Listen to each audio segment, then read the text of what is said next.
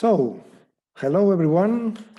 We are going to start here our Brains for Europe online multiplier event. I'm Pedro Piedras from Mares Virtuales, one of the partners involved in this marvelous project of Brains for Europe and one also of the organizers of this event. Yeah. So apart from the schools, I'm going to refer a little bit later.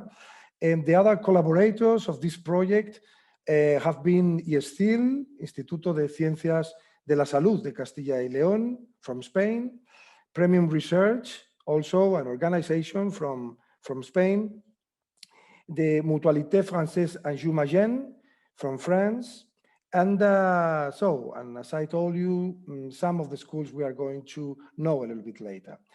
So this is an online event. We have to admit that COVID-19 has made us changing everything from our previous and from our first thoughts. So in the beginning, we have thought to make an offline event also here in Spain with Cristobal Cobo, but that was impossible. And the same as our brains are normally changing absolutely just to find some solutions when there is a problem, using its neuroplasticity. I think that we have also changed everything to adapt this multiplier event to another version, and this is the result of many months of work. So I want to express, of course, my gratitude with Cristobal Cobo for having attended our call immediately from the very beginning, from all the time he has given us to organize that. I want to also to give my thanks to the rest of the Brains for Europe crew, to Mares Virtuales team working very hard to carry on with this session, and of course to all the people that today, this Friday, sunny here in Spain, are at this hour just being with us for this session. I have to say that there are many countries involved in this session. There are people from Poland, from Turkey, from Romania, from Iceland, from France, from Spain, from Australia, from Chile, from Portugal, from Peru, from Colombia, from Mexico, Argentina, Venezuela, United Kingdom, Ecuador, Puerto Rico, USA, Uruguay, Sweden, and Panama. Probably there are many others from different countries because the people have been joining the session also in the latest hours, but I want to give thanks to all of you. So not to get you stressed, I'm going to make a little presentation of, I don't know, 7 minutes more or less. I want to express and to explain a little bit what is our project Brains for Europe about. And then we are going to have some minutes for the introduction of the different schools having taken part in our project. And then we are listening to Cristobal Cobo, which is, of course, the most important thing of this session, okay? So, Brains for Europe wants overall to bring neurosciences closer to the schools, closer to the students.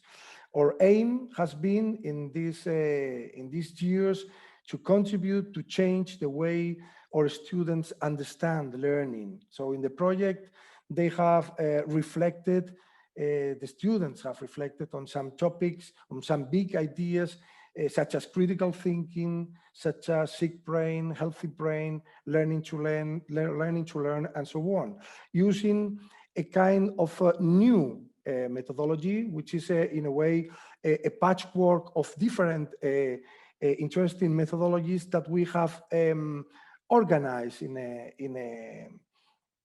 our own methodology. The name of our methodology is Active. Active because it is coming from A, that is alternative to conventional methods, comes from C, from creative. So creative is that inspiring creation. The T is coming from transnational. The I is coming from inclusive, so accessible to students with any impairment. A V comes from vital, so it's demanding passion, demanding emotion, demanding experience. And E is coming from engaging, so incorporating everyone through challenges. So you can see more about our project if you visit our web page in brainsforeurope.eu. Okay, so the way we have been working with the students at the beginning, we have worked all together, but after the pandemic, we have changed it a little bit, and we have started with different speeds of the project.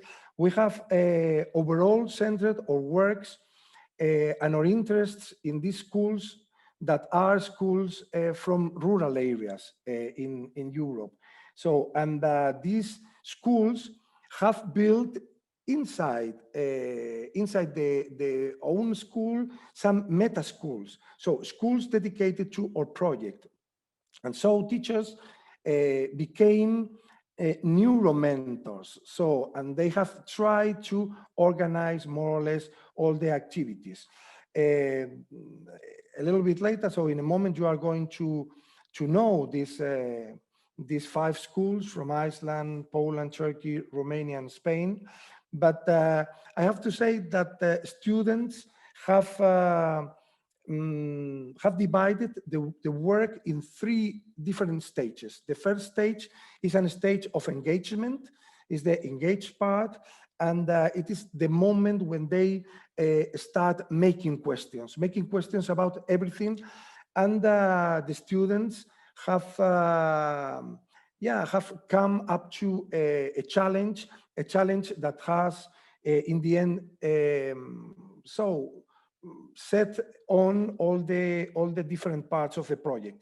After the engagement, when they wanted to answer to the challenge, they have started the investigate part. This part of investigation is a moment to work with resources, to share knowledge, to try to make a kind of synthesis of what they are doing in the investigation. And in the end, this is the moment for acting. And acting is to share the knowledge with the rest of the people in the school and in the society in very different possibilities. So sometimes with poems, or with a kind of video, a kind of performance, a kind of lecture, or whatever. So I have to repeat once again that we have worked quite a lot in the beginning. So working in the same ideas, in the same big ideas. A little bit later, having different speeds, but always with imagination, with passion, and so with this idea of developing and knowing a little bit more our brains. So the motto, and I'm going to finish with it, the motto of our project is better brains for a better world. And this is in the end what we want to show you here, and what we want, just inviting Cristobal Cobo, that is somebody that is always inside the things we are developing in the project. So now it's time for the different schools. First of all, we are going to know a little bit from our school in Iceland. Hello, Iceland. Hello, Sonia. Hello, Restos. Can you hear me? Yeah, perfectly. Okay, thank you. So my name is Sonja Suska, and I'm teaching in Blönduós in Northwest Iceland. Our school has about 140 students from 1st to 10th grade. Students in our school could choose Brains for Europe as an optional subject, and I was supposed to meet them once a week for 40 minutes. So Pedro has already explained to you how we worked on the methodology, so I will tell you what topics our students worked on. So we started in autumn 2019 by investigating critical thinking. Students' research question were, for example, why is critical thinking important, or can critical thinking be taught? And I must admit that Mr. Trump and his favorite topic, fake news, helped a little bit to start. I think in most of the country, we used fake news as a starter. And here in Iceland, we even made it on TV with this topic.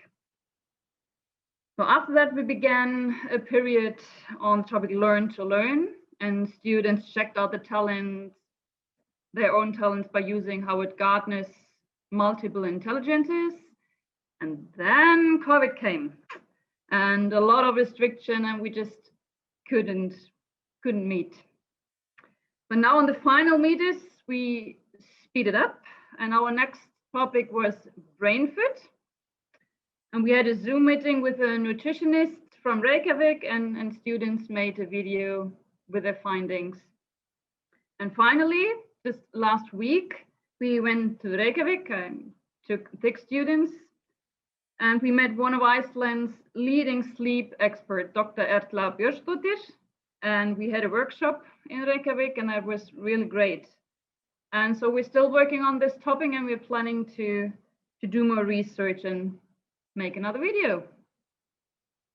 Thank you.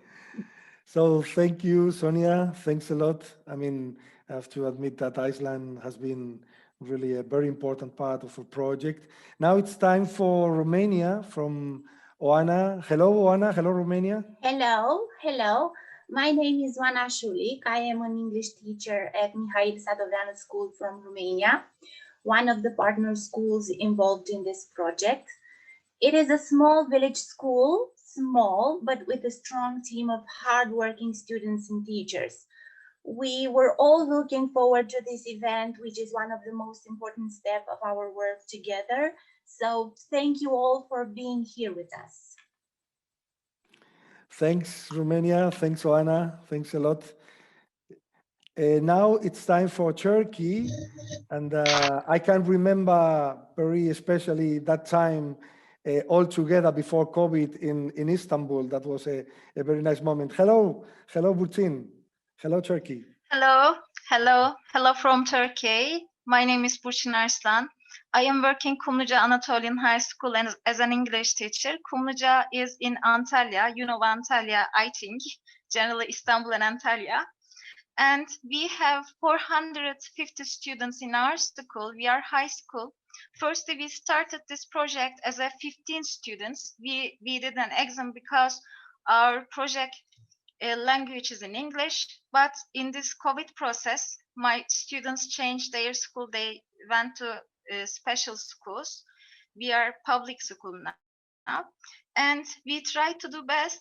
We did our meetings via Zoom. In this process, the most important topic for me and for my students, mindfulness in this process. I think this is really important. And thank you for all of your support now. Thank you. Thank you, Burçin. Thank you, Turkey. Now it's time for Poland. Monica and Kasia is waiting for us. Hello, Poland. Hello. Welcome to Poland. My name is Monika Solecka, and this is my close colleague, Kasia Górnik. I'm mathematics teacher, and Kasia, she is an English teacher. We both work at the primary school Zespół Szkół w Kochanowicach. And in Kochanowice is a small village in the Silesia in the South Poland. And together with Kasia, we did this project. Okay, so we worked with 2 groups of students, first with 8th graders and this year with 6th graders. We focused on 3 big ideas, which were healthy brain, what's good for our brain, critical thinking, and how does sport affect our brain. We worked by learning to ask questions, define key, essential, and guiding questions. We looked for the best ways to present the retrieved information, organize and classify it to make it more understandable. We learned how to question opinions, how to express our opinions, and how to have a discussion. And we had a lot of fun doing it. The beginning of the whole project and the big motivator for us, of course, was the training that took place in Medina del Campo about neuroscience. And it initiated huge changes in our way of teaching. From this training, I especially remember one slogan, which was, "Emotions are necessary for learning." And evoking emotions, formulating theses, and constructing tasks in such a way as to evoke curiosity, disbelief, and even opposition.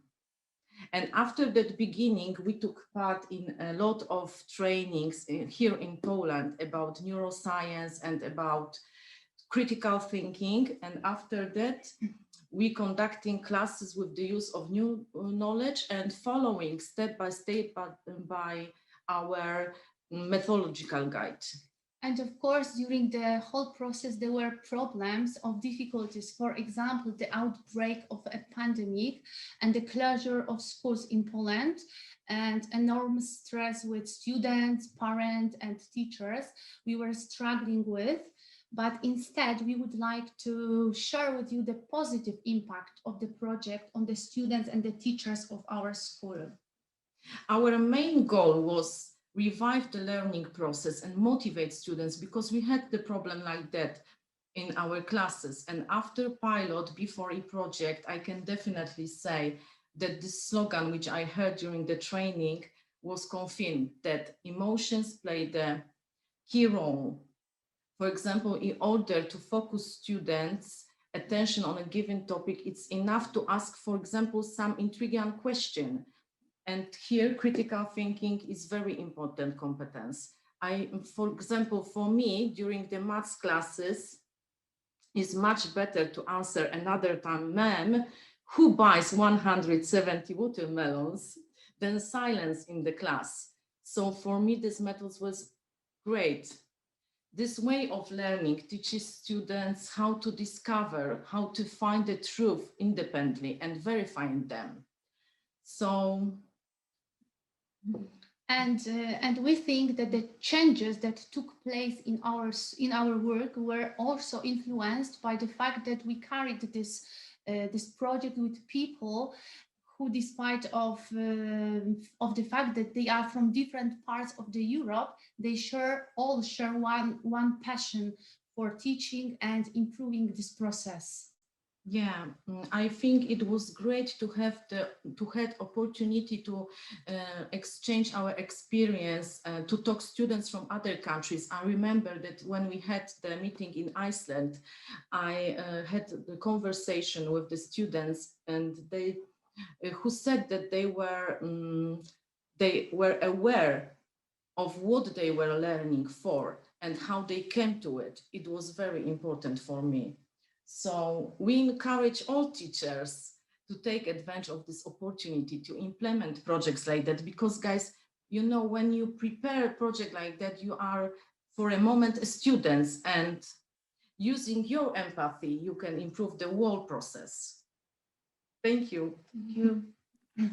So thanks a lot. I mean, this is the evidence of the power of neuro mentoring here in the project. Thanks a lot, Paul. And now, last but not least, it's time for Spain, for Maria Jose in Medina del Campo. Hello, Spain. Hello, how are you? Well, my name is Maria Jose, as Pedro said, and together with my colleague Irene Simon, we represent San Jose School, which has more or less 600 students. We have had 13 teenage students involved in the project, and they have always been interested about working on it because of the discoveries they could make. Well, they have learned a lot, but they have also had the opportunity to work during COVID confinement. Sorry. I'm sorry, I'm really sorry. Yeah, this is the problem of of being alive. I'm really sorry. Sorry. Well, we have investigated a lot, and we started investigating about critical thinking because they said they usually studied by memorization. And this was bad because they usually forgot things easily. So when we started studying or investigating about critical thinking, they discovered the benefits for their lives, not just academically, but for their personal lives. And they also saw the way they could train it. So they have made a presentation, which we think is really interesting, with those benefits and those tips that everyone can follow to get that critical thinking. And I think they will show it to the rest of the school in June, probably at the end of the school year. So I think it has been very interesting for everyone. As Monica said, we have been students for a time because we were not experts in this topic, but we have learned a lot, and I hope we can put it into practice. Thanks a lot, Maria Jose. Thanks a lot to all of you. I have to tell you that at the very beginning of the session, there has been a problem with the platform that is now solved, and some people couldn't go in, and so I think everything is solved, and all the people is having the possibility of coming without any problem. So I have to apologize for this. So in the name of the production of the session. Okay, so now it's time for the for Cristobal Cobo. First of all, I want to make a very little introduction because probably many of the people that are here knows him very well. So Cristobal Cobo is overall an education specialist. He served as founding director of the Center for Research, Ceibal Foundation in Uruguay, and he was associated researcher at the Oxford Internet Institute of the University of Oxford. As he says, he wait. Yeah, I don't know what. So you can see me, yeah. So I was telling that as he says, he works at the intersection between the future of learning, culture of innovation, and human-centered technologies. So Cristobal Cobo has got some books. I want to talk about three of them that I appreciate quite a lot. One of them is that book written with John Moravec, Invisible Learning Towards a New Ecology of Education. Another one is Depending Innovation, Reflections and Provocations on Education, Technology and Knowledge. And the last one, I Accept the Terms and Conditions, Uses and Abuses of Digital Technologies. So I met Cristobal Cobo for the first time quite a long time ago in Peñaranda de Bracamonte, in Mares Virtuales Center in Spain, and of course, talking about learning. We have chosen Cristobal Cobo because he knows that the real revolutions in the world can only come through learning. He uses critical thinking to call everything into question, and he is not taking anything for granted. As the good masters, he is not teaching anything. He is just showing us some ways, and we have the option of following or not to follow in those ways. But I think that this is the good way of doing things, talking about learning, talking about education. In the very core of Brains for Europe, of this project, we are showing here, Cobo's ideas have always been present, and today it is, of course, a pleasure for us that he is personally here in front of us in a way to close the circle of our project. Well, just one more thing, if during the session you want to ask any question, write it in the chat, okay?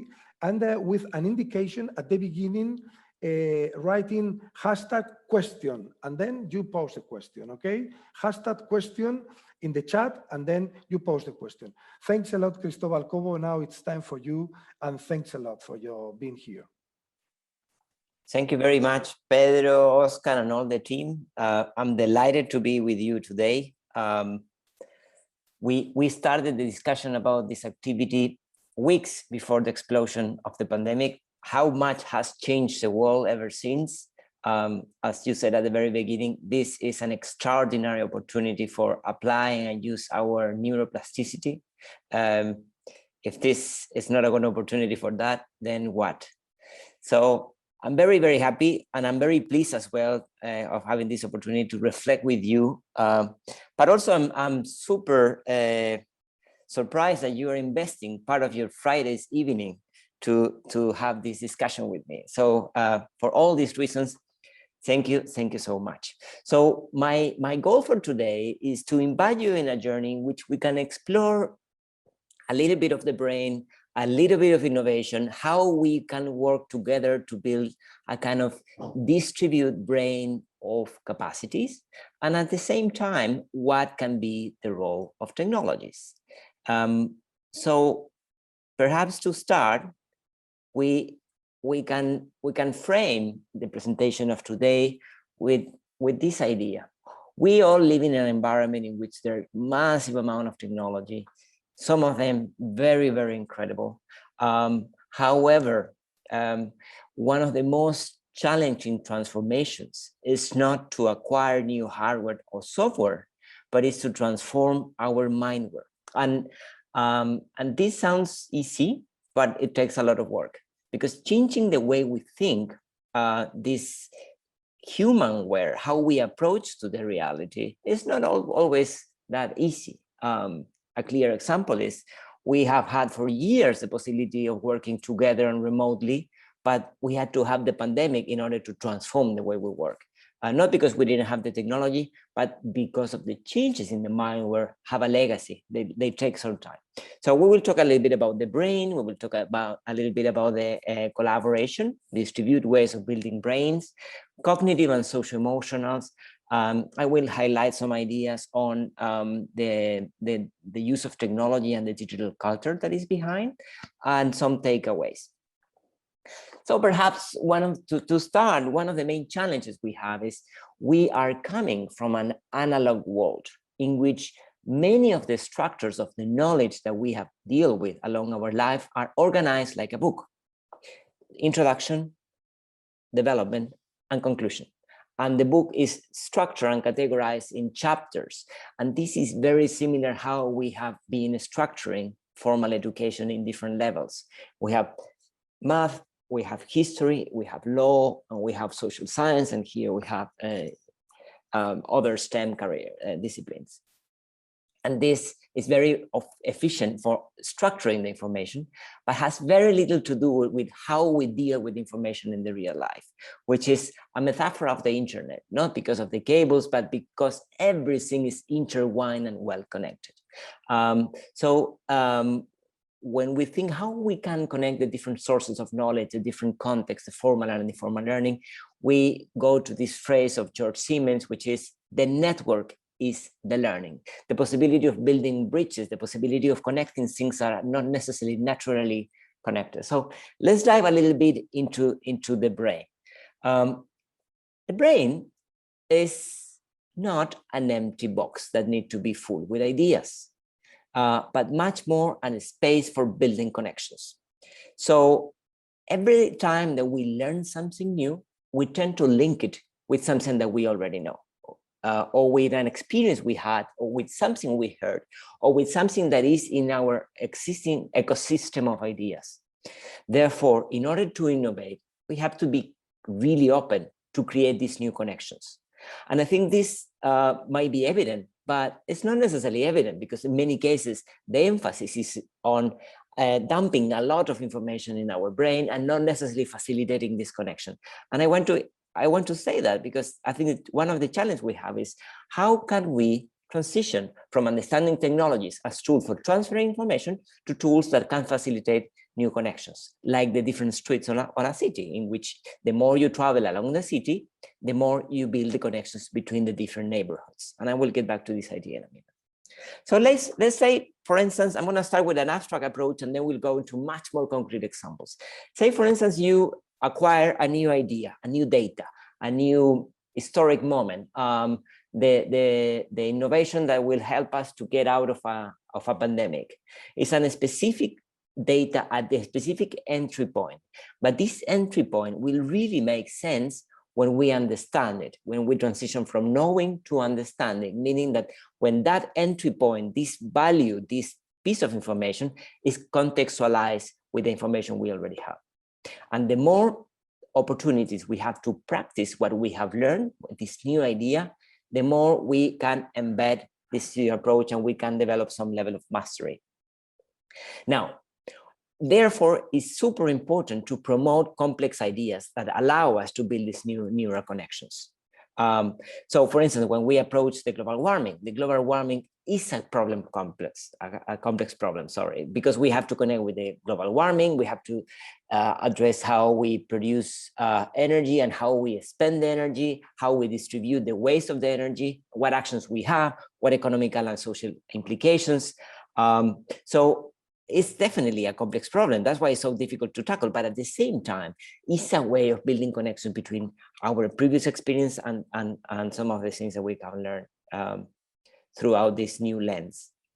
Now, our brain learns in very different ways, and we have different speeds for learning. For instance, we all know that we have the working memory, which is this quick snapshot that we get, for instance, when you are learning a new pair of words from a new language. You memorize 2, 3, 5 words, and we are highly sensitive of the visual and the audio, and that we can have a very short retention of those words. For instance, when you go to a restaurant and you order something, it's quite likely that you will forget the ingredients that you saw in the menu. This is a working memory and is very helpful. But at the same time, we have the other memory, which is the long-term memory that we acquire, we inherit when we have had the opportunity to practice. The more we practice, the more tacit it becomes, the more non-verbal. As well, the more we become automatic using that. When you wake up in the morning, you take the shower, you make a coffee, you are not thinking, you are working in automatic fashion, right? And the more you do it, the less mistakes you make. Now, it's important to have both, but in some cases, we have to see practices to transition from the working memory to the long-term memory.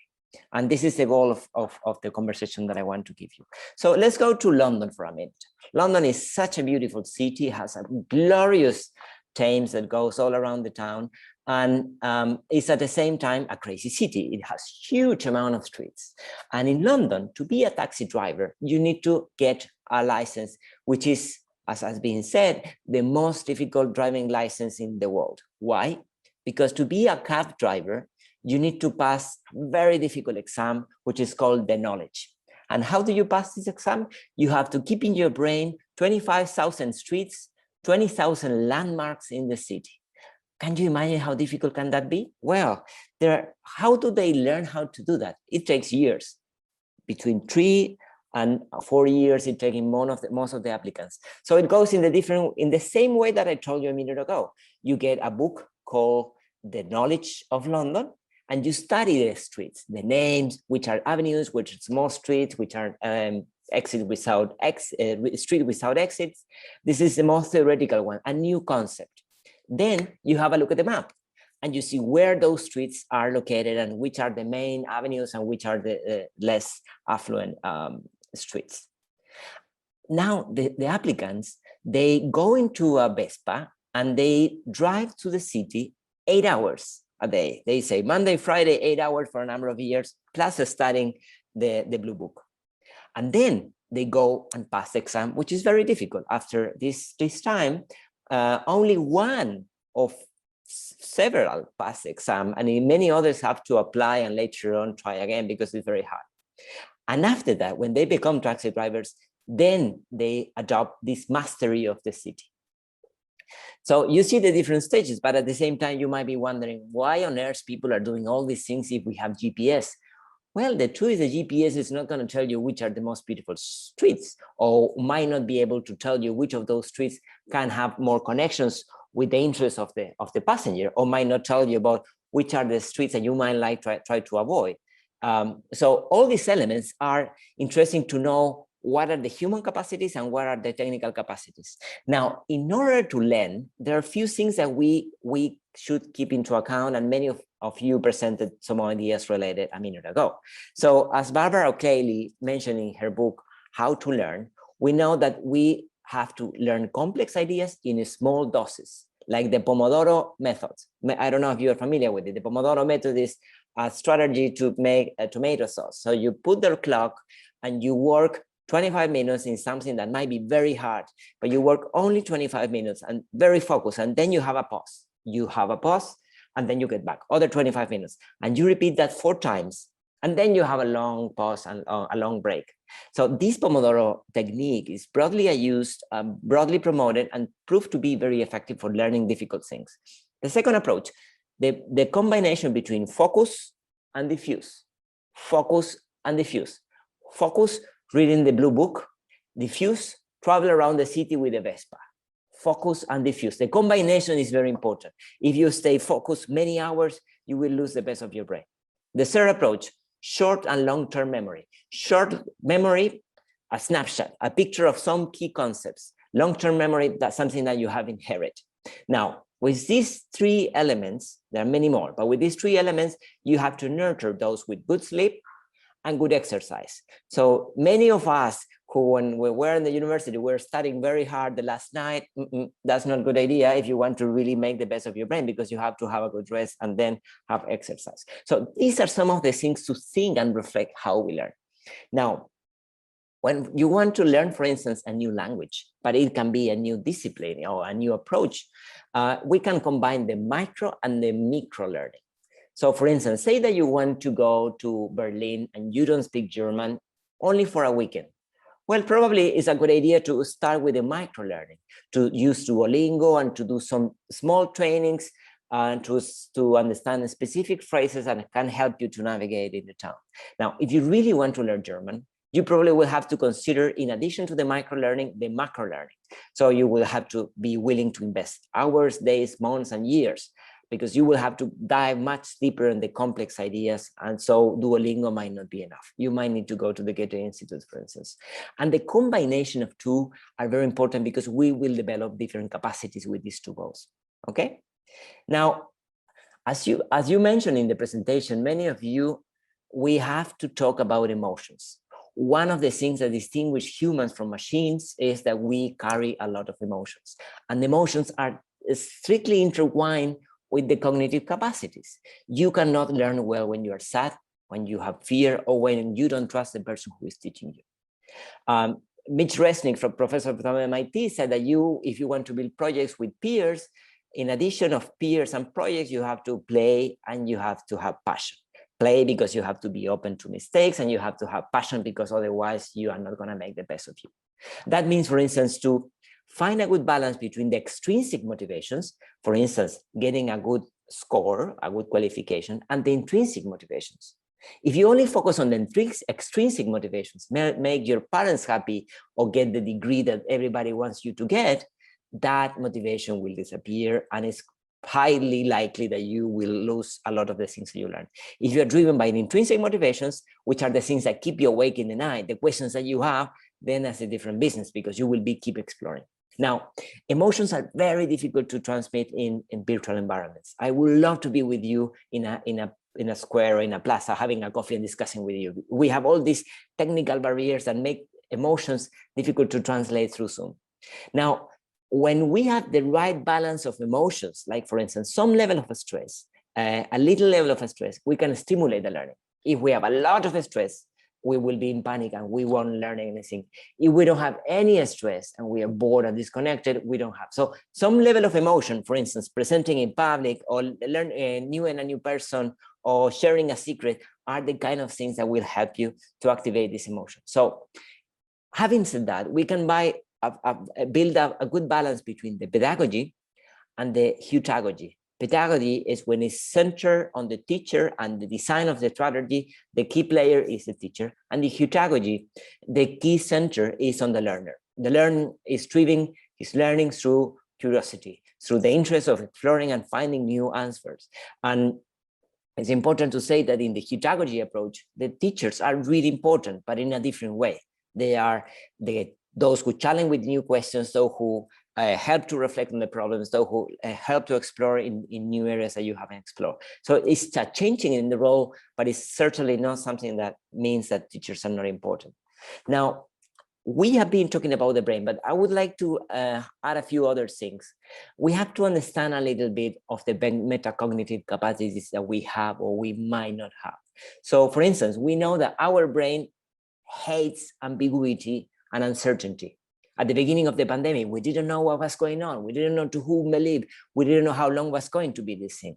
Our brain really suffers in those environments, and we tend to hold whatever we have. So we tend to reduce the complexity, following patterns or stereotypes or previous experiences that we have. And that can be good in some terms because reduce complexity, but also can drive you to have a lot of prejudice. Prejudice, that's a difficult word. For instance, it's a bad idea to talk about the African people, because Africa is such a rich continent with people with all sort of walks of life, with all sort of interests, with such a diverse and rich gastronomy. And if we go and simplify and say Africa, for instance, we will be running a lot of stereotypes. And this is and by default action that our brain tends to do. The other one is cognitive dissonance. We tend to have a mismatch between our behaviors and our ideas. And sometimes we realize that we are doing things in which we don't necessarily think are right, or we don't necessarily agree. And then we have this electroshock that says, hey, something is wrong here. So we adjust the cognitive dissonance. And in many cases, we work in automatic fashion, meaning that we do what the rest of the group is doing. And I'm going to show you a beautiful example from the 50s on that. We remove our individuality and we work as a collective, and that can be very, very difficult and can bring you trouble, can bring us trouble. So that's why it's so important to have this level of questions, as you were saying, the smart skepticism, asking why and how and when. So let me show you a brief example, and Mateo, let me know if we have problems with the audio, of this idea of when individual people adjust to the collective. And we will see an experiment that was run in an elevator. Let's have a look at that. The gentleman in the elevator now is a candid star. These folks who are entering, the man with the white shirt, the lady with the trench coat, and subsequently one other member of our staff will face the rear. And you'll see how this man in the trench coat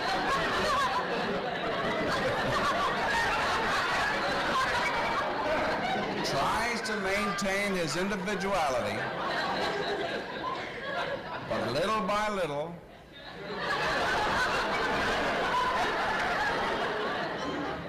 he looks at his watch, but he's really making an excuse for turning just a little bit more to the wall. Now we'll try it once again. So now you will see the same exercise.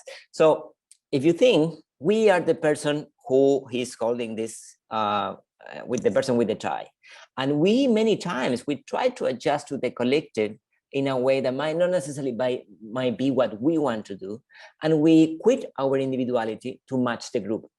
In some cases, that is a good idea. In the pandemic, it might be a good idea to follow the advice of the experts. But in many cases, the richness of the individuality can be sacrificed because you want to be part of the crowd. Now, thinking about how we think is really important in environments in which the system, the technologies are merging in a difficult way, the reality and the things that are not real. Fake news were mentioned a minute ago by Sonia. So the systems now are becoming much, much more advanced, and they are creating information that looks extremely reliable, but it's not. And there are different sort of unreliable information. We have the misinformation, which lacks precision, but is unintentional mistakes. And we have, in the other extreme, malinformation, which is deliberate public information that is designed to fool or fake the reality. And we have a huge gray area in between, right? And we, when develop capacities to navigate in this world overwhelmed by information, we need to learn in between.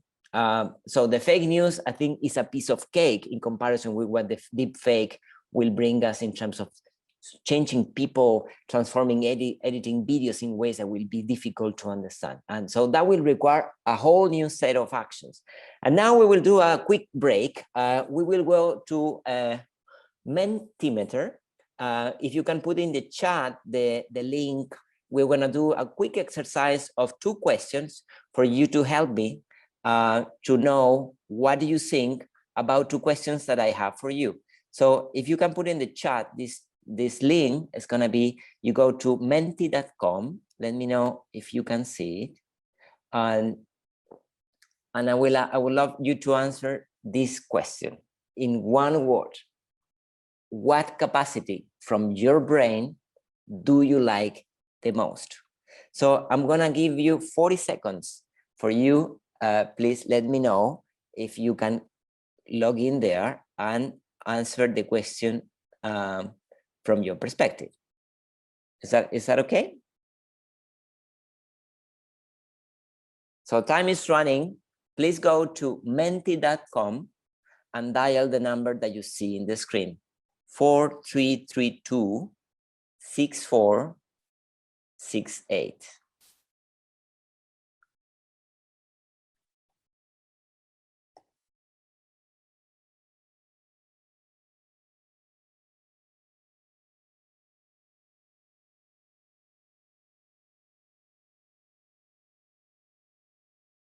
Okay, so people are logging in now. I see 3, 4, little by little, the participants are bringing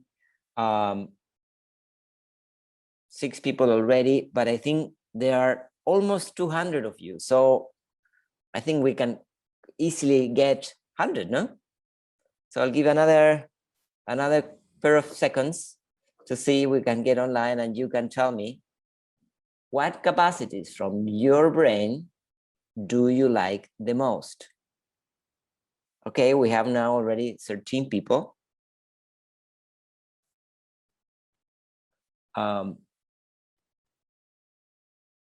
Yeah, if you want to add the words in the chat, if that is easier for you, I'm gonna put in the chat again there.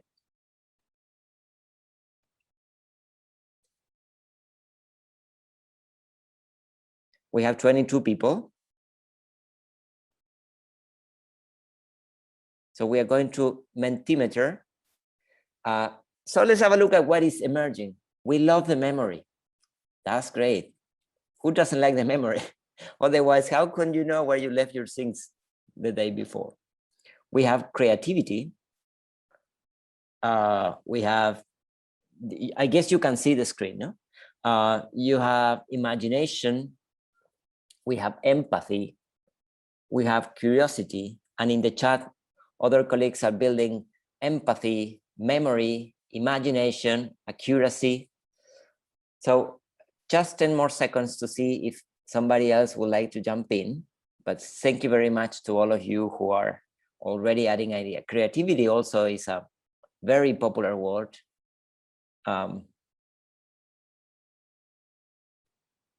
Imagination, emotion.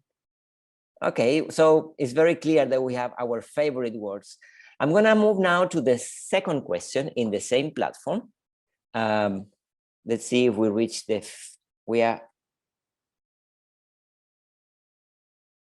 I'm gonna move to the second slide. I think you should be able to see the question. The question is, in 1 word, how does your brain learn the best? In 1 word, how does your brain learn the best? Let's see if you, sorry.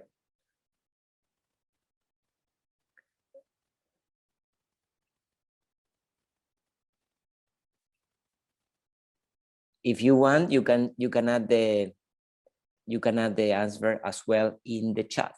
That's absolutely fine.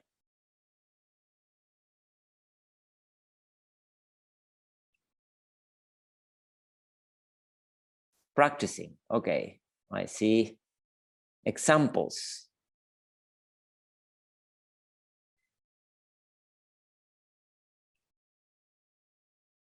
Okay, what also? Doing, learning by doing.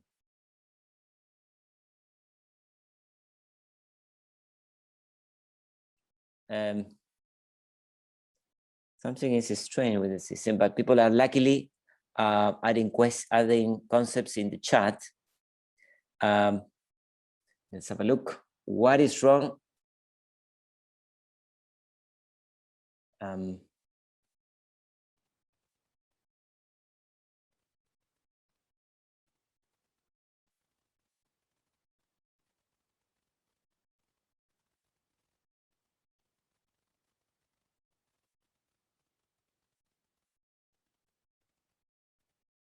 Okay. Any other answer before we move forward?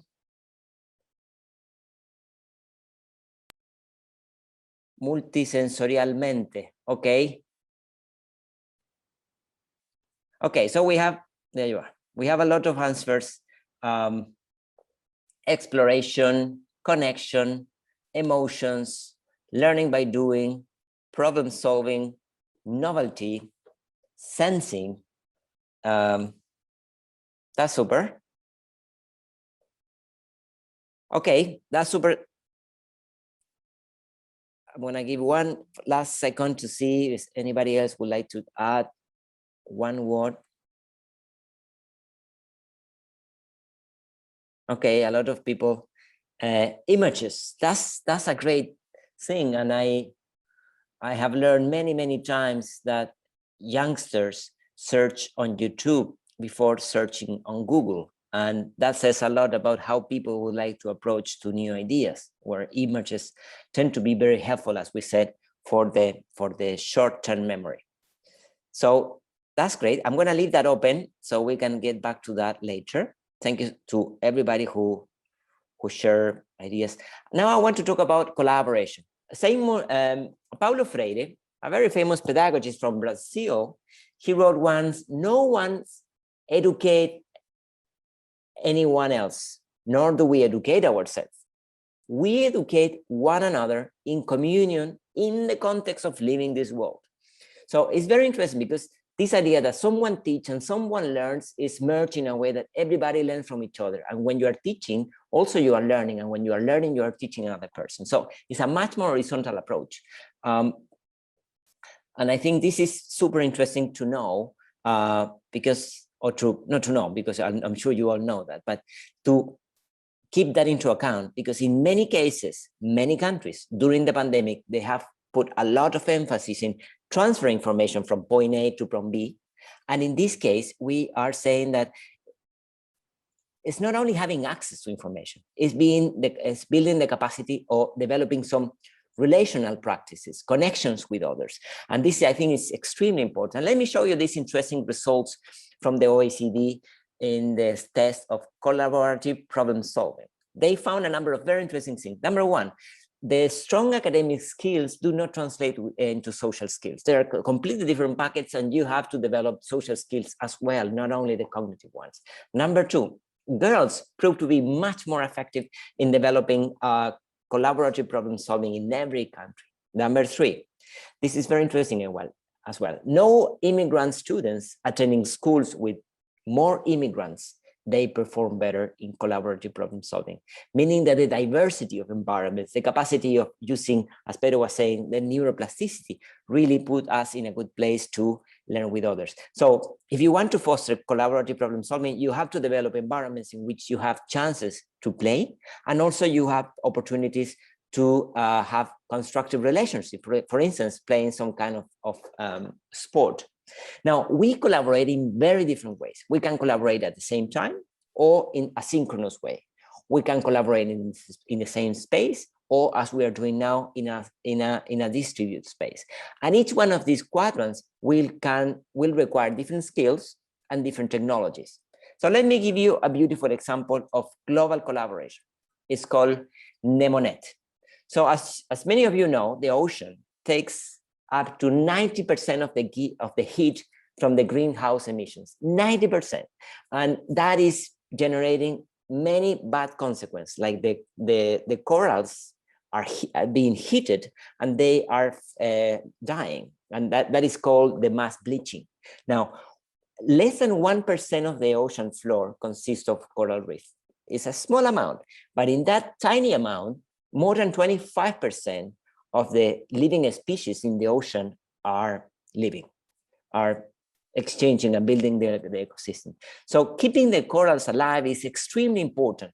However, there are so many varieties of corals that it would take the scientists 2 million years to classify all these corals. So they developed this tool called Nemonet, in which is an app where people can crowdsource their knowledge. So the app teach you how to learn what corals are, how to classify them, and then people play with this app, and that information trains a supercomputer to build a global data set of what is happening at the deeps of the ocean in the coral reef.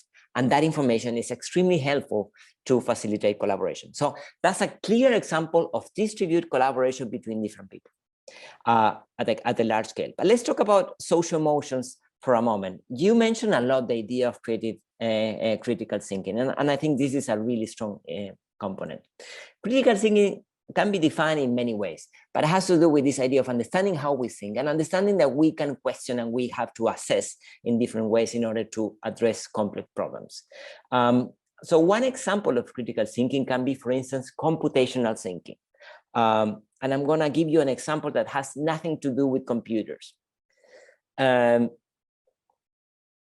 Snow, which is not the Jon Snow that you saw on television, it's another Jon Snow.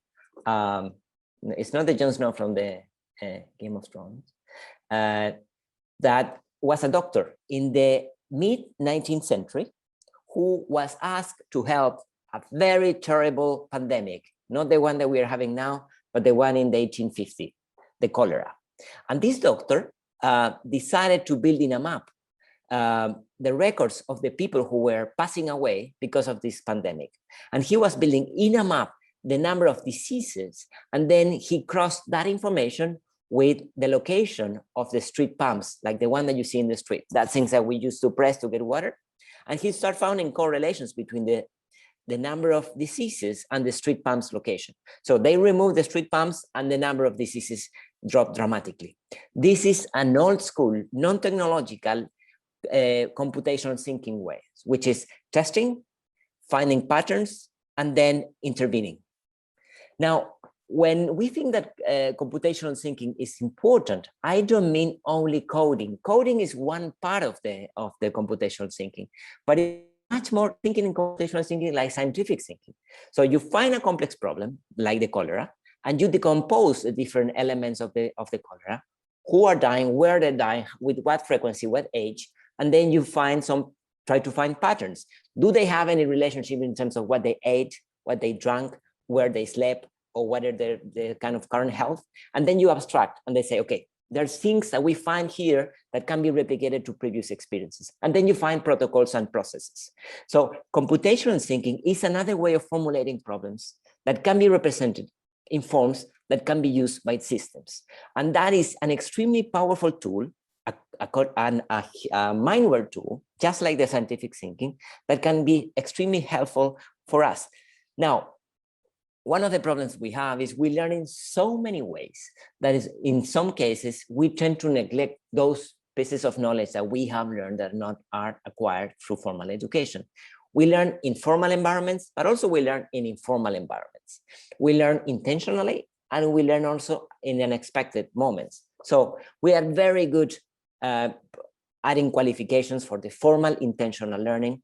We have developed some strategies to bring validity to the formal unexpected learning, for instance, research, but also there are those learnings which are informal intentional, and those learnings which are informal unexpected. When we put our fingers into the electricity, it's an informal unexpected learning that we won't forget ever. Now, the question is, how can we bring more connections between these different environments? And I think that has a lot to do with evaluation.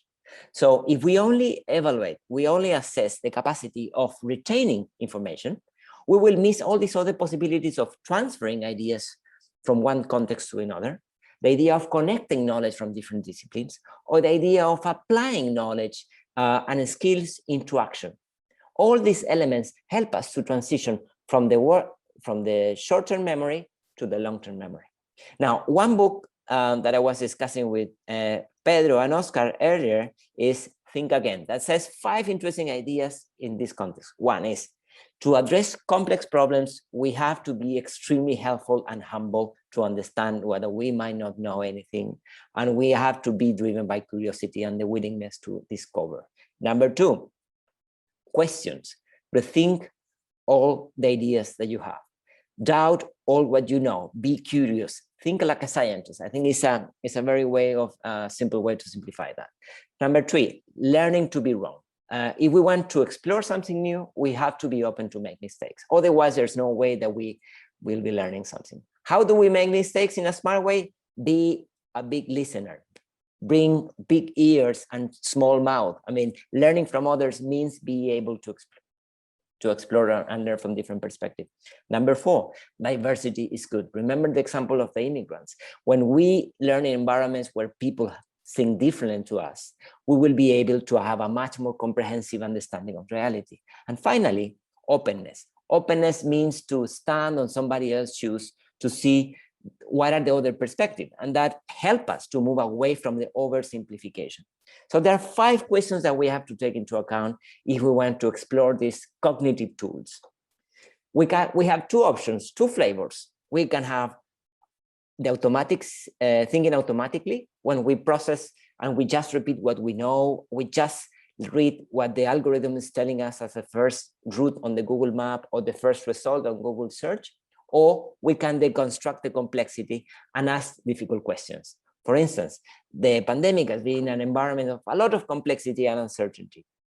So there are questions that we can ask. For instance, what leads to your assumption? When you know something, what was the background to provide that assumption? Why do you think that assumption is correct? Is that reliable?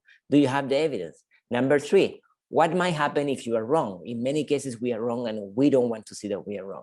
Number 4, what are the uncertainties of your analysis? Every analysis has uncertainty. We all have blind spots, so we have to be aware of those. And finally, what are the disadvantages of your analysis? So when we ask these questions, when we want to explore new problems, we will be in a better position to go beyond our blind spot. So let me talk a little bit about digital culture, and if we have time, we will have open two more questions on a survey. Mahatma Gandhi, one of the big thinkers of the 20th century, he wrote this quote almost a century ago. If textbooks, he didn't like textbooks, if textbooks are treated as vehicles for education, the living word of the teachers has very little value. A teacher who teaches from textbooks does not impart originality to his pupils. In fact, he becomes a slave of the textbooks and has no opportunity or occasion to be original. It therefore seems that the fewer textbooks there are, the better it is for the teacher and his pupils. Gandhi was really reluctant to textbooks because they were prescriptive. And I have to say that 100 years later, we have the same tension with a lot of automatic systems that can be felt as external, like they predefine how we think. And I think this is a tension that we have had always, how we incorporate systems in a way that amplify our capacities and not only simplify our capacities. So we all know technologies can be very helpful, but they are not enough to really transform education. You have to elaborate on other capacities to make the best of the technology. Otherwise, technology will only help us to do the same that we did, faster or more expensive. Now, the incorporation of technology in our life is massive, but at the same time, we have to consider that technology will require to have a smart use of technology. And sometimes, in many cases, we have to manage the technology and not the technology to manage us.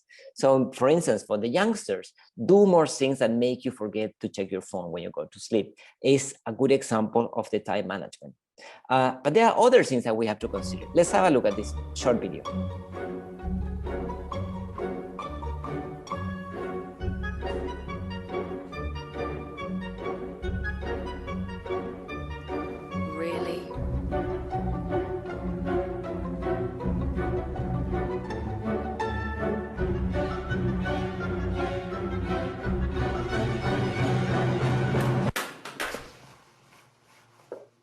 Really?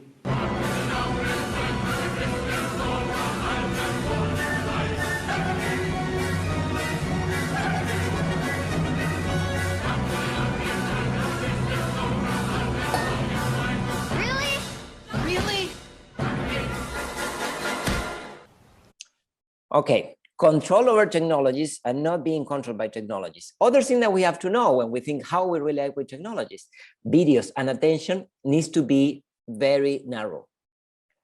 So the attention is one of the most scarce resources, and I will show you a video on that. The longer the video, the poorer the attention that we have. So if we want to incorporate these resources to improve the learning experience, we have to be extremely careful of the amount of time that we require, because studies show us that the attention decreases massively when we have videos way longer than 3 to 5 minutes. Let me show you a small video about that. And what we've been trying to say for years is that there's this invisible goal and all the incentives that are driving technology in one very specific direction. And that direction is really important to understand because it helps you predict the future. And that invisible goal is this race to capture human attention, right? There's only so much attention out there in the world, and we've always needed it, for TV, for radio, et cetera. But now that technology has this ability to pull on these different subtle levers of the human mind, we're getting better and better and better at manipulating the kind of human social animal. And when I was a kid, I was a magician, and so it really, that's important to understand. If you think about magic, right? Magic works on all human minds. It doesn't matter if you have a PhD. It doesn't matter what language you speak. It's a study of the limits and instincts of how human minds work. And the idea that there's things that a body of people, whether it's magicians or marketers or whatever, can understand about how the mind works, that work no matter what. It's like a banana works on a chimpanzee no matter what, because it's built into us. We're running evolutionary hardware. It's millions of years old. And so we have this technology environment which is evolving in this very specific direction of saying, how can I find out how to capture people's attention? And so it's like evolving and mutating new forms of bananas to pull us into, staying on the screen. And attention, one of the most scarce resources. So that gets more complicated when the systems are becoming more and more advanced, and they're not only giving us the answers, but in many cases, they're even shaping the questions on our behalf. And in many cases, when you can go to the internet, sometimes you have to work to help the systems, which is incredible, not necessarily good by any means. But all these elements have to be very carefully considered when we think how we work and we think with this system. Look at the example of Dr. Goldman, who was giving an interview on CNN, and she was talking about the global warming. Then she decided to post this picture of herself in the back part or the background of her interview. And it got huge amount of attention on the social media. So some people were disappointed, some of them were very happy. And that shows a lot of the conflicts of what is the image that we want to project when we are on the social media, and what is the image of our reality, and how we manage those boundaries is extremely, extremely helpful. So when we think, how can we integrate technology to learn better or to think better, we have to think in all these dimensions: screen time, critical thinking, administration of the privacy, building a digital footprint, building empathy with people, how to confront situations of cyberbullying or cybersecurity situations. All these elements are part from the digital citizenship, which are really important to develop when we want to make the best of the technology. So I'm about to finish now. Let me say that this phrase from David Buckingham is really important. We need to move beyond this idea that digital media is either offering risk or offering opportunities. They are offering both, and it will depend how we integrate that in an effective and smart and critical way in order to make the best of the technology. So let's summarize a little bit what we have said. In order to change the malware, we will have to navigate between agency and collective collaboration. At the same time, we will have to find a good balance between prescriptive guidance, but also self-driven motivation. At the same time, we have learned that we will be collaborating in a synchronous way as we are now, but also we can be collaborating in an asynchronous way, for instance, by mail. And at the same time, technologies help us to bridge a lot of the disciplinary boundaries. That doesn't mean that disciplines are bad, no, but we also can build spaces for disciplinary connections. And the same element also is valid for the idea of the intrinsic and the extrinsic motivations. If we only do things to make the people who is surrounding us happy, we might not be making the best of our motivations. And finally, we are not robots. Luckily, we are not robots, so we can balance between the cognitive and the affective components. Let me finish with 5 ideas that I think somehow summarize most of the things that we have said. Number 1, to be a smart thinker, you have to be a very critical user of the information.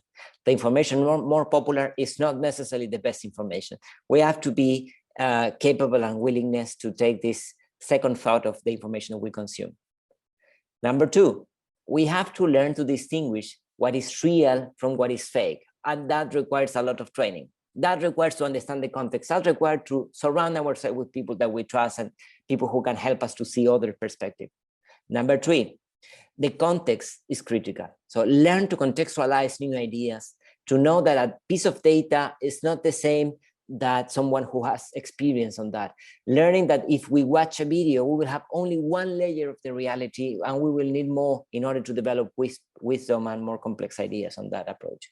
Number 4, it's increasingly important to learn to distinguish between humans and machines. There are much more systems we are giving us series and many other tools that we are bringing to our daily life that can bring confusion when we want to think individually or thinking like a machine. And number 5, we have to learn to manage our privacy. The more we move in this digital world, the more we have to be protective of what is ours and building these very difficult boundaries between personal life and public life, particularly when many of us are working from home. So I just want to finish with this phrase from the Samburu community in East Africa. If you want to go fast, go alone. If you want to go far, go together. And I think for me, this is a phrase that summarizes most of what I say. Thank you very much. And I will stop here sharing the screen. So thanks a lot, Cristobal. I think that I could imagine that all the people want to simply to clap to your marvelous lecture. Thanks a lot, because I think this is very, very inspiring. And so probably there are some questions, not many. I think that that they are going to start coming, but I wanted to pose one very general question, and knowing the people working in our project, I think that a general question, could it be in this kind of very thick forest, you have described, and in this forest is full of questions also. I mean, and I adore this way of explaining, because the problems are many and we also have to think together what is to be done. Which do you think, I mean, this is among a question or an asking for recommendations, which is the real role of the new teacher in this society? I mean, because we are in the middle of many impulses sometimes. So many teachers are in the schools, and they need and they have the obligation of following a way of doing things. But in another way, there are many that want to innovate, to make things different. I mean, we have always in our minds the idea of Professor Keating in that Poet Society, in the film. I mean, what is to be done? Which is the path for the teacher? That's a great question, I think, and also I think, Pedro, that the parents, I assume many parents understand the role of teachers very different in March 21 than in March 2020. Many parents are really been suffering because they have to try to emulate the work of teachers. And we all know that in many cases, in many societies, the value of teachers is not recognized as as a critical position, but it is, and now they are being proved to be first liners, and the work that teachers have been doing these 12 months are incredible. Not because they've been teaching remotely, but because the teachers know better than anyone that it's not about transferring pieces of information, it's about building relationships. And that's difficult in this environment, no? If you and I were having a coffee, it would be a completely different conversation. It can be the same conversation that we are here. So you and I, we have been in digital environments. We knew in the past that really makes a difference. But despite that, there are a lot of barriers that we have to address because we have the chat, we have the cables, we have the Wi-Fi. It's not the same than looking at your eyes, looking at your skin, your pupils, all these sort of things. Now, at the same time, the teachers of today are teaching in an environment overwhelmed by information, overwhelmed by other voices that might say something similar to you or completely different. And it's difficult to be the voice that brings the truth in environments where there are so many voices around. There are so many cooks in the kitchen. And I think that the idea of having higher levels of agency from the learner is going to be helpful, but not all the learners will be at the same level. Some of them will require more support. So teachers, is always said that the teachers are coaches and mentors, but I think we have to unpack what does it mean, because it's super easy to replicate these cliches that are being said ever and ever. For me, a mentor is a person who makes difficult questions. It's a troublemaker. It's someone who puts you in difficult positions. It's as I don't know if you remember, but I read these 5 questions that are not mine and from scientists from the NASA, and this is the best way of unpacking fake truths that we think are real. And I think a teacher is a troublemaker in that sense. I bring you to the corners which are difficult to you, and also helps you to transition from the. I remember the example of the elevator. Many times we think automatically. So a teacher who can help you to say, hold on, maybe I'm wrong, or let me have a second thought, or let me go for another source, is going to be really important. And at the same time, I don't think we as educators need to be overwhelmed by the quick transformation of technology or the huge amount of information, because the role of us is to provide this emotional support and not necessarily being the last source of truth. And that is a change in the mindware. Remember, the hardware and the mindware, I think, is a change in the mindware that is going to take us a lot of work. You're mute, I think. In another sense, I wanted to comment with you also something having to do with this great recommendation you did of the book Think Again, yeah, and it is absolutely important, and this is a marvelous lesson of this concrete book, the necessity, the need we have of deconstructing our knowledge to unbuild what we have learned in order to have the possibility of thinking once again. So lately, I was reading, for instance, about the idea of gastronomy of Ferran Adrià, and some time ago I couldn't understand that, but now I think I'm starting understanding it. What he is doing is simply to avoid thinking gastronomy as a collection of old recipes, of old traditions, and simply to start asking a tomato, why can I eat a tomato? What is a tomato? Why am I eating the flesh of the tomato and not the leaves? What can I do with the tomato by myself? So, I mean, this process of starting posing questions, but very basic questions from the very beginning. I mean, this is such an extraordinary way of discovering everything that it is really amazing. And I wanted you to simply to give a couple of thoughts about what this book Think Again is offering, because I find it fantastic. Mm-hmm. That's a great. And I think then we have so many tomatoes in our life that we don't consider in a different way. For instance, when we travel, we have the chance to see how people deal with tomatoes in different cultures. And tomatoes can be the school. Tomatoes can be our relationship with our loved ones. Tomato can be our relationship with the environment.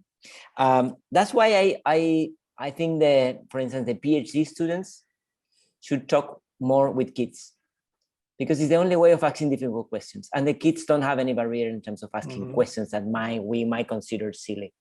And the other approach that I think is helpful is to be more thoughtful on our mistakes.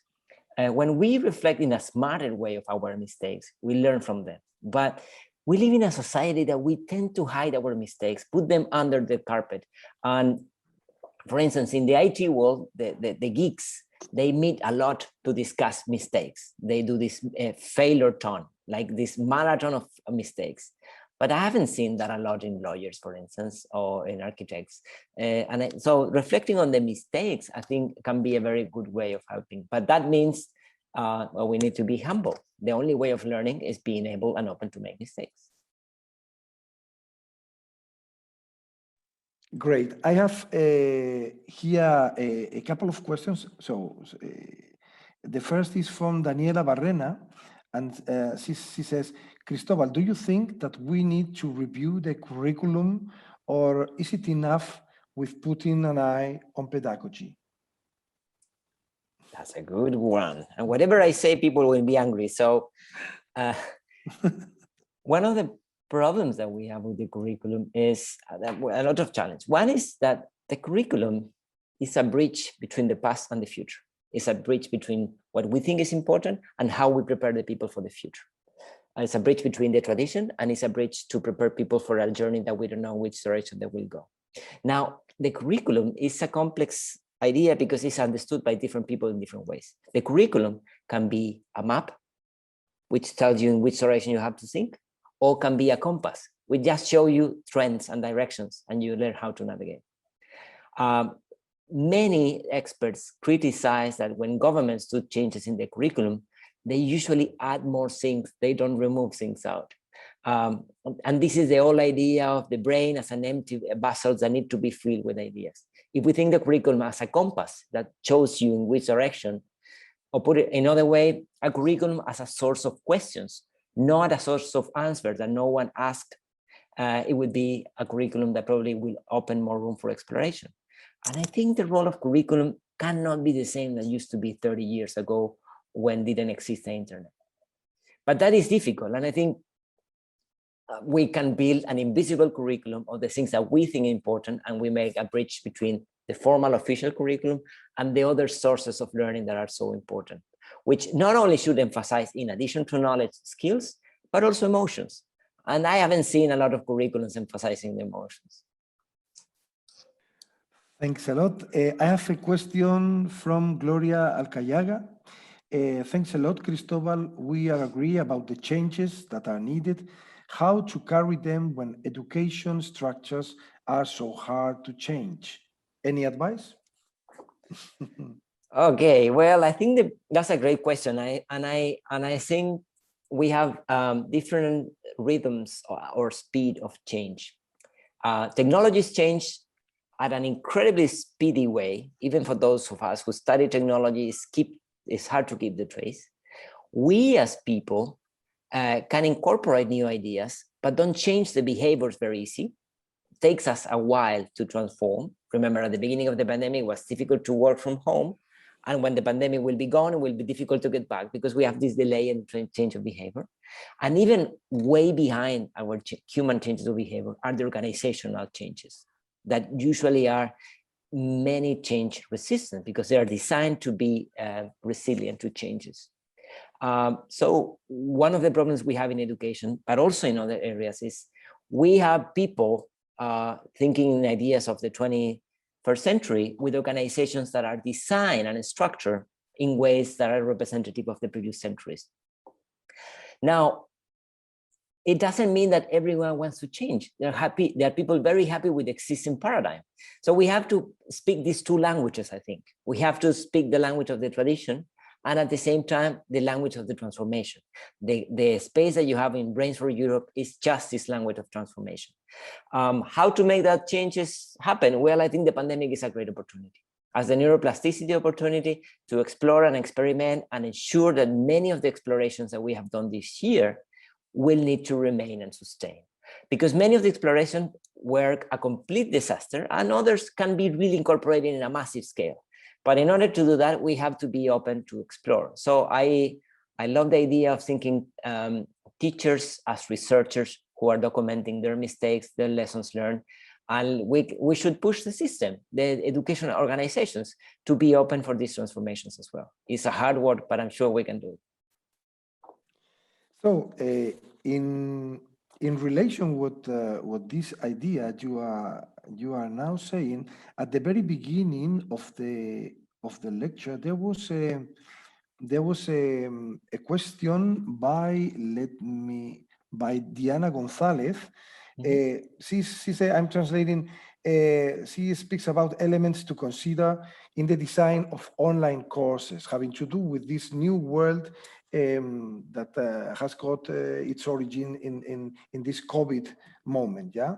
Online courses introducing, so today, tendencies and needs. So we are doing, so Diana is saying that we are changing the way of teaching, because we are teaching through the computer, but we are doing the same as in the classes, yeah? So she wants to know, what do we have to do to include critical thinking, assertive communication, creativity. So, and I could add, so this is a challenge for everybody, or do we need some guidelines, yeah, to follow? Okay, I love the answer, the question, and the extension that you gave. Let me start with this image, and I will try to address it. Can you see the image, Pedro? Yes. Do you see it? Yeah, perfectly. Okay, so let me start with the toolkit. Some very tiny little recommendations to consider. Obviously, that won't apply everywhere, but these are some things that we can consider. For instance, the use of the time. We cannot have the same 45, 60 minutes lecture that we used to have face-to-face, because it's not going to work. Everyone will be sleeping, and even if they're looking at us, they will be turning off the system.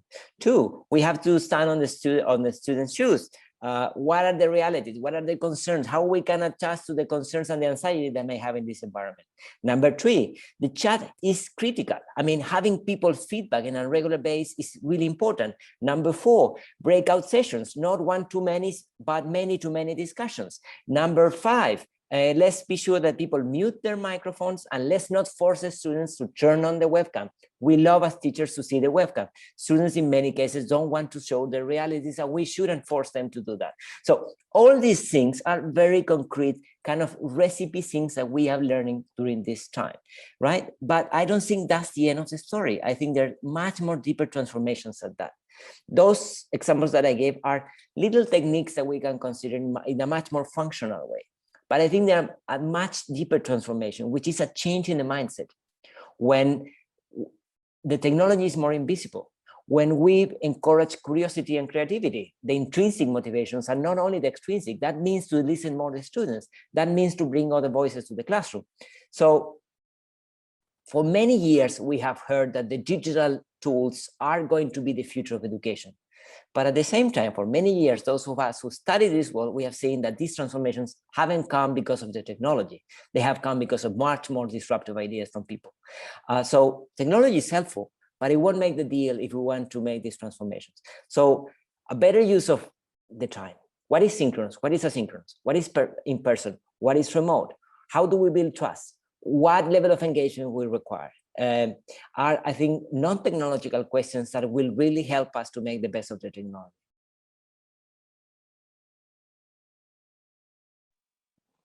So I have another question from Gustavo Andrade. He says, the educational bureaucracy wants to measure standardized learning outcomes, but the teacher does not have standardized students. how to address this paradox? Hola, Gustavo. Yes, that's a great question. Gustavo is a good friend, and we have had this discussion in the past. Look, I understand the concern, and if we all learn differently, why we have to have all this one-to-many structured system? And I think this is a tension that exists and probably will remain. But at the same time, it's true that if we don't have some sort of tools to standardize at least the functional skills that help you to read, write, numeracy, we hardly will get to the more advanced capacities, which are the imagination and the sense making and the critical thinking. So I don't think we have to standardize every single thing, but some basic baseline to understand where the education system failing, I think is helpful. The problem is when all the policies are exclusively driven by these standardized tools, then is when we oversimplify the complexity. So we are living in a world today in which there's a lot of interest in personalization. So these systems that help you to be personalized, a kind of Netflix for education. Now the question is you will hardly find a better personalized approach than a human when it's looking at you and trying to reply to your emotions. And I think that's the beauty of the teacher-student relationship. So I think a little bit of standardization is helpful, but when that is the only driver for measuring success, we are just watching television in black and white and we are not understanding the whole complexity of it. So thanks a lot. Now it's time for Maria Delgado Esteban. Cristobal, are we really prepared to be mentors or teachers of the new generations of immediacy? How can we get it? Thanks. Great question. Well, I don't know if we are prepared. We are talking with people from all these countries, but I think how can we get prepared having these discussions that we're having today with other voices, with people who might be thinking completely opposite to myself, but having these discussions in which we have a peer space exchange, we share our opinions, we try to bring our construction of the world, and we mingle and we try to unlearn. It's quite likely that many of us won't change anything of your ideas that you brought today. But when you go to sleep, when you go to play tennis during the weekend, when you have a conversation in the bar, you will start building bridges. And these synapses that happen when we sleep, have rest, eat well, are the kind of transformation we will require. Cooking a transformation in the brain takes a while, and that's okay. That's okay. But at the same time, we have to push ourselves to get out of the comfort zone, because there's nothing more cozy to be with the people who think like you, to talk about the books that you already like, and to feel like, all right, this is my community support. That's helpful to some extent. But if we only do that, we will be in troubles. And you know what? One of the problems we have with the internet is the algorithms build us bubbles of those cozy environments when we only talk with people who think like us. And our understanding of the reality is simplified. So we have to push harder than ever to understand other ways of understanding the world. Thanks a lot. Now from Francisco Jose Ruiz Rey, is it possible to transform the teacher using artificial intelligence? Wow, we are moving in this direction. There is a wonderful book that I strongly recommend from Neil Selvin. Maybe someone can add it in the chat. It's called "Should We Replace Teachers by Robots?" And I think it's an interesting book because it's a provocation. Obviously, he's not recommending that, no? And I think the AI is doing very interesting things. But the AI, the huge amount of AI, artificial intelligence, is narrow AI. So you ask Siri something and it gives you an answer. You ask a software to scan something and will tell you what it sees. Or you will explore with voice and will recognize your voice. So voice recognition, image recognition, text recognition, face recognition are some of the examples. But it doesn't exist in general AI today as we see in the movies like Her or 2001 Odyssey. So this idea of a broad AI today doesn't exist. And by the people who have been building AI, they say that it might happen in 10 years or in 100 years. We don't know yet. So don't worry, teachers won't be replaced by AI. But at the same time, there are a few things that AI can be extremely helpful. I mean, Duolingo use some kind of AI for voice recognition. And is Duolingo better than the teacher? Of course it's not. But a teacher who also uses Duolingo as an extra resource will be doing a much more comprehensive work. So I don't think it's A or B, it's A and B, and understanding the limitations of the tools as well. So when we do that, I think we will be in a better position. Thanks a lot once again. Now from Nara Tsardin, how to learn to be healthier and happier across the pandemic process? Oh, I love that question. In the same way that we should be cognizant of how much time we spend on the technology and the attention that we invest in these tools, I think we have to find a better balance to have a healthy life. More and more people are wearing these Fitbits here to tell you how many steps have you done and all that. You can do it however you want.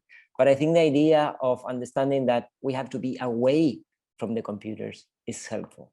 We have to unplug ourselves. Pasi Salberg, this very famous educational expert from Finland, he said something that I like. He said, kids should spend more time playing in the streets, in the parks. Kids should write to their grandpas a written letter, not an email, a written letter a couple of times per month, because you will develop other capacities. So having conversation with people face-to-face is difficult today, but these are the kind of things that should keep us also stimulating other ways of understanding reality. So it's not, remember the picture of people pulling the rope in different directions. It's not in favor or against technology, but it's a right combination of cognitive, technological, and nature. And I think that is difficult because we are living in a world that when we go for running, we bring the phone, right? So we really had a hard time unplugging ourselves. But I think it's the best way of having a right balance. Thanks a lot. And now it's time for Angelica Mika. What do you think about overfitting? How to avoid it in deep learning? Sorry, I don't overfitting. So overfitting, I can write it in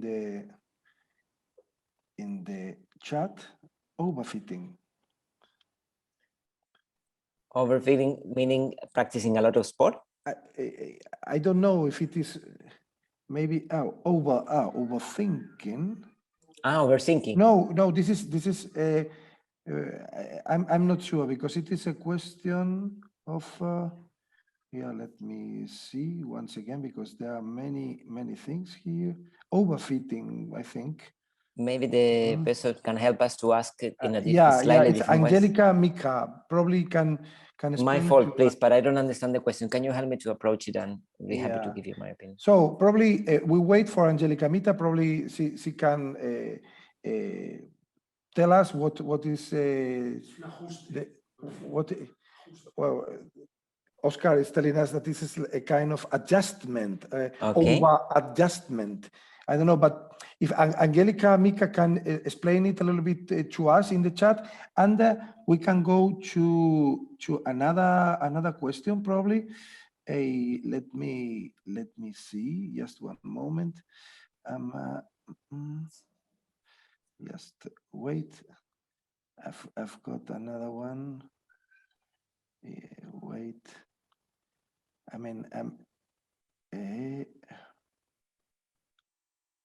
yeah, here we agree about the changes that are needed, how to carry them when the education structures are so hard to change. This is something for Oscar Garrido. So once again, we agree about the changes that are needed, but how to carry them when the education structures are so hard to change. Great. Now, probably change, what means change for the 163 people who are attending today this conversation will mean completely different things. In some cases, change will be changing in the pedagogical approach, changes in other cases will be changing the environment and changes can be developing other capacities or other kind of incentives. And I think understanding that change is something that is extremely subjective, we have to have openness for exploration. I think the idea of building pedagogical labs in the schools are a good way of exploring these micro changes, because we can have very macro changes of the society or transformations in the systems. I think we have been, in a way, despite the hard moments of the pandemic, we've been extremely lucky because many transformations have been happening in the last 12 months. And that is an opportunity. That is an opportunity to push for changes. Some of these changes will remain, some of them will go forever. But if we try to see at the positive side, despite a lot of people have suffered during the pandemic, there have been opportunities for transformation. And that really tears down this idea that education systems cannot change. Now, the question is, do we want to go for changes like having Zoom and Fitbits and apps in every class, or we want to go for really transformational changes, the ones that help us to think in a different way, the ones that help us to connect the formal and the informal learning, the one to help us to connect emotions and cognition. And I think these more transformational changes take more time. But having a frontier group like the one who is here, the early adopters, pushing the boundaries, I think is the right way to help those who might be more reluctant for changes to open to these difficult questions. I think that step by step we are going to finish, because I mean this is a great effort for you. And but I have here one question from, I think that from Turkey, from Gulsum User. Probably my pronunciation is not good, but Gulsum is telling us, could you tell us about new educational methods and up-to-date research that will guide education? How is education taking shape? Great question. I think there are a lot of transformation happening today at a different scale, at different levels. We have micro transformations. For instance, as you remember, before the pandemic, we used to talk about the flipped classroom. This is a tiny little transformation that now is happening in reality. In the blended learning is we are transitioning from something that was in the frontier to something that is becoming a center. There are transformations that I've seen in other countries in which there are no high tech, they're low tech, meaning they go to the farm and they go and harvest something and they discuss while they're harvesting vegetables, what to learn from those in terms of the environmental impact, the history of those lettuces and the economical implications they could have, or the same in the kitchen. And I think these transformations are very important. There are transformations happening in the level of technology. We have more and more data about how learners are learning. And we as teachers and educators need to have more proficiency in terms of how to read this data in order to support the students where they need. But I would say that one of the most intensive transformations that we expect to see in the next couple of years will have to do with more and more influence of semi-intelligent systems ruled by very large corporations. And I think, I don't think that's good or bad, but we have to be prepared for that. We will have to develop new capacities. We as teachers, we as a system, how to use this information on benefit of the teacher and the student, and not in the other way around. So I am a strong believer in putting all the energy in the humanware and also in the hardware, in terms of hardware, not the hardware, no, the hardware, emotions and ideas, as one of the key drivers to bring the technology in a smart way. So I want to finish with some things.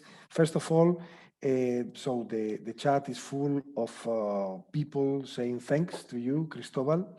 I think that this is a marvelous image of what the relation between a master or a teacher and the students has to be. Yeah, I think that it is this conversation and fluency of the conversation and of the ideas. It's the main example to give an image of what you are talking about. Yeah, I have always thought in this Indian proverb that says that nothing can be taught and everything has to be learned. Yeah, but I think that some people like you, and I have to be absolutely sincere, help the rest to learn quite a lot. Yeah. I give you all my thanks, Cristobal. It has been an amazing occasion. I hope that it wouldn't be the last one. I think that all our expectations are absolutely fulfilled with your words, and I think that as the people is telling in the chat, so we are much wiser than a couple of hours ago now. Yeah, and overall we have much more questions and much more ideas. Yeah, so thanks a lot. And I don't know if you want to say something to end before I say that. So a couple of things about the next meeting. Do you want to say something more? Just my gratitude to you, the staff team who organized this, to every one of the 156 people who decided to stay at the end, and encourage you to keep up with the good work. I mean, building connections and networks of colleagues who want to reinvent and to rethink the education, I think is one of the elements that keep the education systems alive. So thank you so much for that. And I'm also a great supporter of the work that you do, and I'll be very close looking at the next steps. Thanks a lot. We are going to give you all the feedback we are getting from your lecture, and I want to also express my gratitude and the gratitude of the whole crew of the project to all the people that have been today in this Friday attending this extraordinary session. And I remember for many of you that we have another meeting the 31st of May so that this is going to be from Poland at 5 p.m. Polish hour, and we are going to do there the next multiplier event dedicated overall to the students of the different schools. I have to say that one of the questions today, I've been told, was a question of a student from Turkey. Yeah, and this is something really motivating. Thanks a lot, Cristobal. Thanks a lot to all of you. Have a nice evening in some countries. A nice midday in another, and and all the best to all of you. Thanks a lot. Take care. Thank you very much. Bye.